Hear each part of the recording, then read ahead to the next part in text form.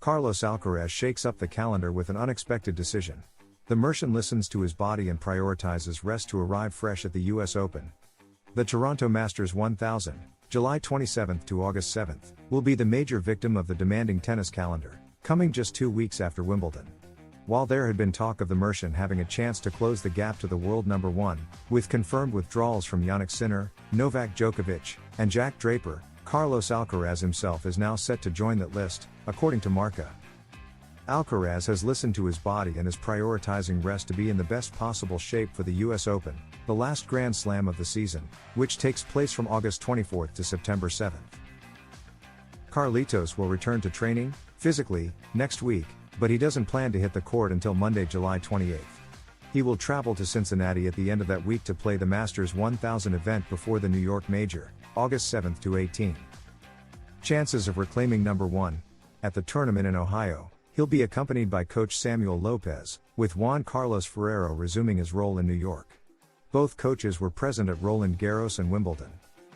The player from El Palmar knows that finishing the season as world number one is in his own hands. He is currently the clear leader in the 2025 race, with a 1,540-point lead over his closest rival, Jannik Sinner. Alcaraz, who recently spent a few days vacationing in Cadiz, now faces the challenge of arriving fully recharged for the final stretch of the season. At the US Open, he will have his first mathematical opportunity to regain the ATP lead. He only has 50 points to defend, compared to Sinner's 2,000. Across the entire American hard-court swing, Alcaraz defends just 60 points, including 10 from Cincinnati. Sinner, meanwhile, will lose 200 for skipping Canada and has 3,000 points to defend from his Cincinnati and US Open titles. Toronto is the second Masters 1000 event Alcaraz will miss this season after the Mutua Madrid Open, where he withdrew due to a muscle injury. Last year, he also skipped Montreal, although that was due to the proximity of the Paris Olympics. His last appearance in Canada was in 2023, where he reached the quarterfinals before losing to Tommy Paul. The next big rival to Alcaraz and Sinner emerges. While waiting for a worthy rival to emerge to challenge Carlos Alcaraz and Jannik Sinner at the top of tennis, the ATP players themselves have a strong candidate, João Fonseca. World tennis currently has two dominant figures a step, or several, ahead of the rest, Carlos Alcaraz and Jannik Sinner. They've shared recent Grand Slam titles and, right now, have no real challengers. Their matches reach an elite level, such as the battles seen recently at Wimbledon and especially Roland Garros. Their rivalry echoes the early 2000s rivalry between Roger Federer and Rafa Nadal. For that duo to become the legends they are today, Novak Djokovic had to rise to their level, creating the famous Big Three. That's why there's hope for something similar to develop now, with one name standing out. Carlos Alcaraz was born in 2003 and is just 22 years old, while Sinner is 24. Both are still very young, but their generational peers have yet to catch up. Alcaraz's cohort includes Holger Rune, who is still one step behind, and Jack Draper, Sinner's contemporary, along with Lorenzo Musetti, somewhere in between. But the one who truly seems to have the talent is even younger, born in 2007.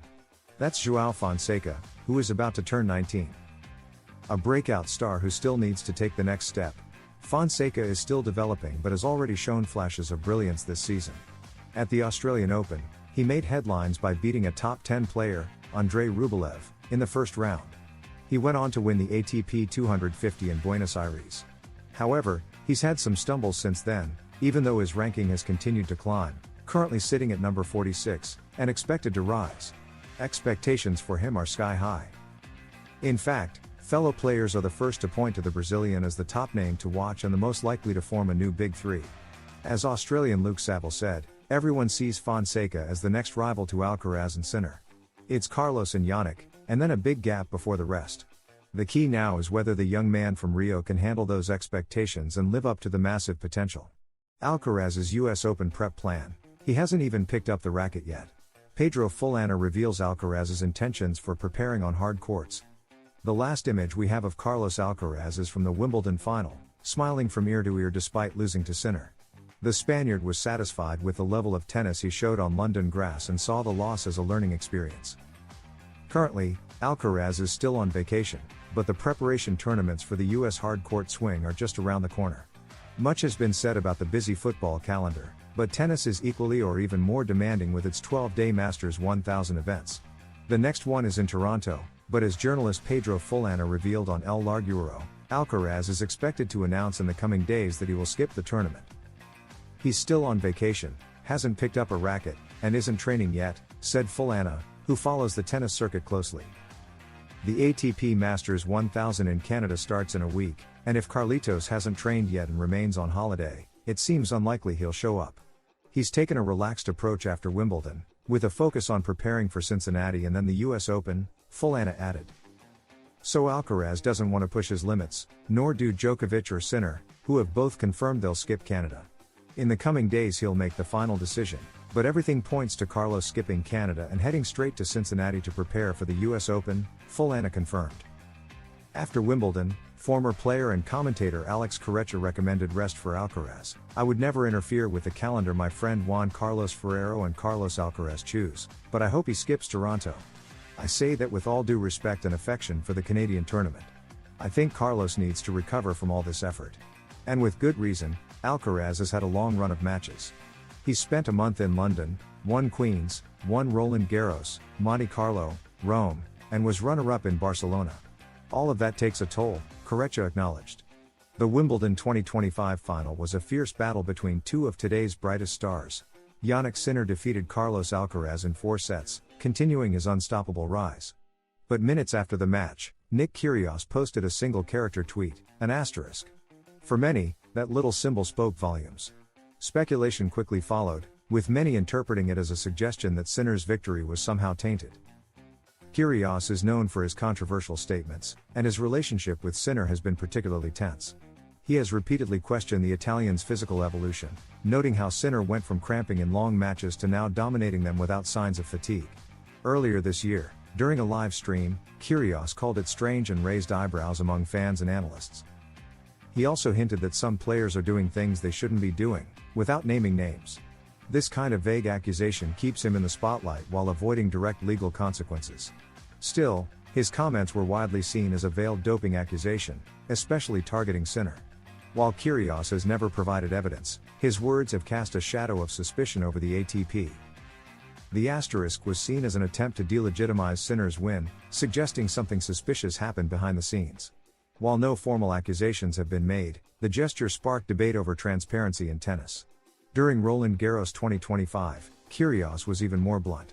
Asked about ATP's anti-doping controls, he simply said no, adding that there are players doing things they shouldn't, clearly criticizing the current system. Sinner, for his part, has responded with composure. He avoids provocation, saying he prefers to speak on court and keeps competing. His team has defended his clean record and pointed out he has passed all ATP-mandated doping tests. So far, there is no proof or investigation tying him to any wrongdoing. However, the doubt planted by Kyrgios lingers, fueled by the ambiguity of his messages. Kyrgios' tweet has reignited a deeper debate about anti-doping protocols in professional tennis. Many players and experts agree the current system has weaknesses. Tests aren't always random and their frequency varies from tournament to tournament. Kyrgios' insinuation, though baseless, highlighted these shortcomings, increasing pressure on the ATP to improve procedures and offer greater transparency. This isn't the first time tennis has faced suspicions. Over the years, a few isolated cases have surfaced, but the sport has mostly maintained a clean image compared to others. Still, the rising physical demands of today's matches and the rapid evolution of some players continue to stir suspicion. Kyrgios has leveraged this unease. Even if his credibility is questioned due to lack of evidence, his impact, however, remains undeniable. Jannik Sinner tells the truth about his friendship with Alcaraz, off the court. The Italian defeated the Mercian in the Wimbledon final after 5 straight losses. The Wimbledon draw's biggest talking point was where Novak Djokovic would land, essentially determining when either Jannik Sinner or Carlos Alcaraz would face their first true challenge en route to what seemed like an inevitable final between the top 2 ATP players. In truth, Sinner was on the brink in the round of 16. Grigor Dimitrov led by 2 sets and looked strong until a pectoral injury forced him to retire. From there, Sinner took off. He swept past Shelton in the quarters, demolished Djokovic in the semis, and clearly outplayed Alcaraz in the final, even if the scoreline, 3-1, each decided by a single break, didn't reflect a wide gap between the two. The day before the final, Sinner and Alcaraz were already seen together at the All England Club. They know each other well and share mutual respect, demonstrated by the sportsmanship seen at Roland Garros and again at Wimbledon. Sinner's words about Alcaraz and their off-court relationship.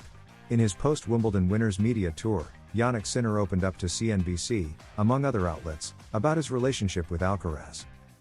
"We have a great rivalry on and off the court, a good friendship, we sometimes text to check in on each other. I think it's really nice that this happens," he said. Sinner emphasized how important Alcaraz has been in pushing him to improve. "Each of us needs someone to push us to the limit. As I always say, Alcaraz is a player who makes me better, because when you lose to someone, it pushes you to work on different things and try to change the result." However, Sinner avoided comparisons to the big three. "Honestly, I don't think we can be compared to Rafa, Roger, Novak, or Andy. We've only been here a couple of years. They stayed at the top for 15 years. We'll see if we can achieve something similar."